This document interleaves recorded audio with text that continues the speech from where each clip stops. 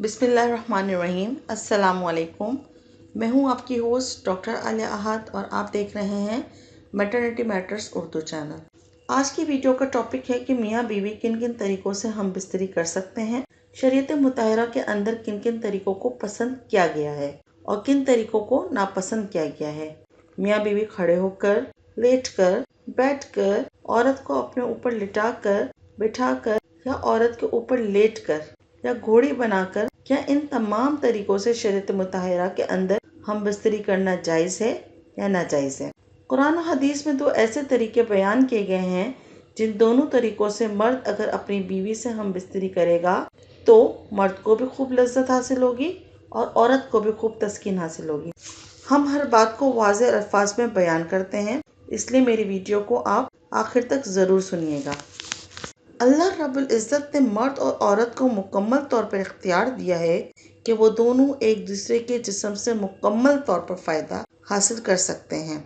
जो गलत तरीका है यानी दुबर में नहीं कर सकते, यानी पीछे के मुकाम में नहीं कर सकते, क्योंकि इसकी मुमानियत आई है।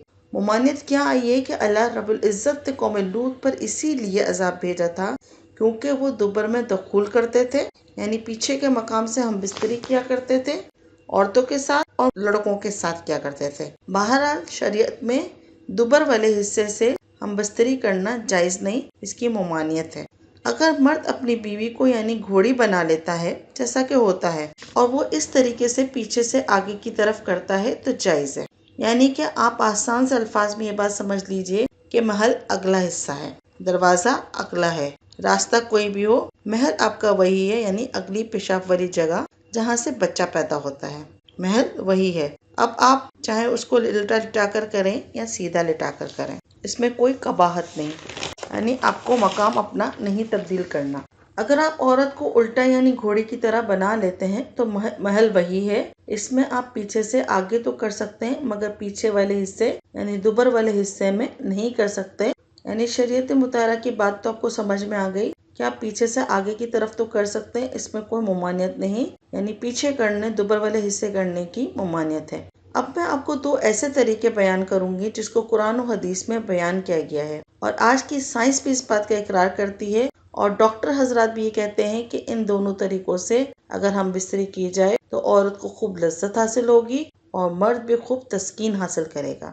आइए इन दो तरीकों पर रोशनी डालते हैं। पहला तरीका ये लिखा हुआ है कि औरत को नीचे लिटा लें, जैसा कि औरत को नीचे लिटा लिया और इसके ऊपर खुद लेट गए। इस तरीके के बारे में लिखते हैं कि मर्द ऊपर रहे और औरत नीचे रहे। तो इसमें एक फायदा यह है कि मर्द को हरकत करने का पूरा मौका मिलेगा जिससे लज्जत हासिल होगी, और दूसरा फायदा यह है कि औरत पर थोड़ा सा वजन आएगा जिसकी वजह से उसकी लज्जत में इजाफा होगा और वो जल्द फारिग हो जाएगी। यानी इस तरीके से औरत के जल्द फारिग होने का इम्कान है। ये तरीका कि औरत नीचे रहे और मर्द ऊपर रहे, क्योंकि औरत भी यही चाहती है। औरत बेचारी को कभी कैसे करना है, ऐसे करना है, वैसे करना है, वो कर तो लेती है आपकी खुशी की खातिर, आपकी बात मान तो लेती है, लेकिन इस तरीके में वो परेशान हो जाती है। लज्जत की वजह से उसको थोड़ी तकलीफ भी होगी जब वो नीचे रहेगी और इस तरीके से हमल ठहरने का भी पूरा मौका मिलता है और मर्द और औरत एक दूसरे से मुकम्मल तौर पर फायदा, लज्जत और तस्कीन हासिल कर सकते हैं। इसके बारे में एक माहिर डॉक्टर क्या कहते हैं, मैं आपको तहरीर पढ़ के सुनाती हूँ।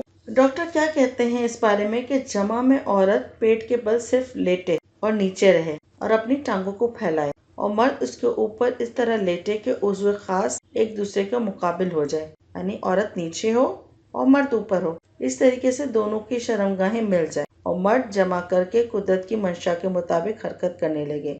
यानी जैसे कि मर्द हरकत करते हैं, आपको पता है नॉर्मली जमा के दौरान जो मर्द हरकत करते हैं, इसके जरिए से क्या होगा कि मनी सीधी बच्चादानी के अंदर औरत की बच्चादानी में दाखिल होगी तो हमल ठहरने का जो इम्कान है वो ज्यादा से ज्यादा होगा। इसके अलावा इस तरीके से औरत भी जल्द फारिग हो जाएगी और इसके अंदर भी ढीलापन आ जाएगा और मर्द भी फारिग हो जाएगा और मर्द का जो ज़कर है यानी जो पेशाब वाली जगह है वो भी सुकड़ जाएगी। आपने कहा कुरान पाक का कोई रेफरेंस हो, तो कुरान पाक में अल्लाह रब्बुल इज़्ज़त फरमाते हैं, यानी जब मर्द ने औरत को ढांप लिया तो इसमें बिल्कुल सा हमल रह गया।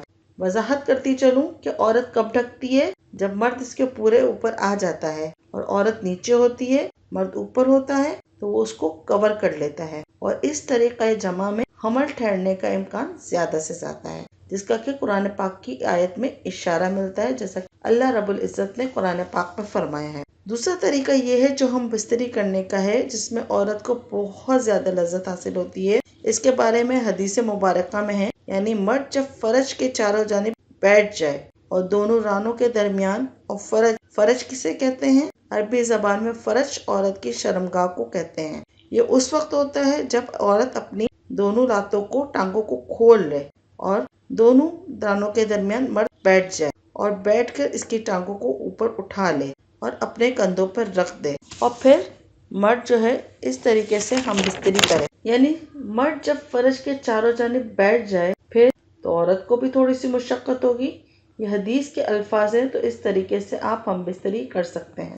یہ دو طریقے ہیں جس کو شریعت نے پسند کیا، اس سے مرد اور عورت دونوں کو لذت و سکون حاصل ہوتا ہے اور اولاد ہونے کے، حمل ٹھہرنے کے زیادہ سے زیادہ امکانات بھی ہوتے ہیں۔ ان دو طریقوں سے ہم بستری کر سکتے ہیں۔ شریعت مطہرہ میں ان دو طریقوں کو پسندیدہ قرار دیا ہے۔ اس کے علاوہ اور بہت سے طریقے تھے جن کا ذکر کیا گیا تھا، لیکن دوبر والی جگہ، پیچھے والی جگہ سے ہم بستری کرنے کی ممانعت ہے۔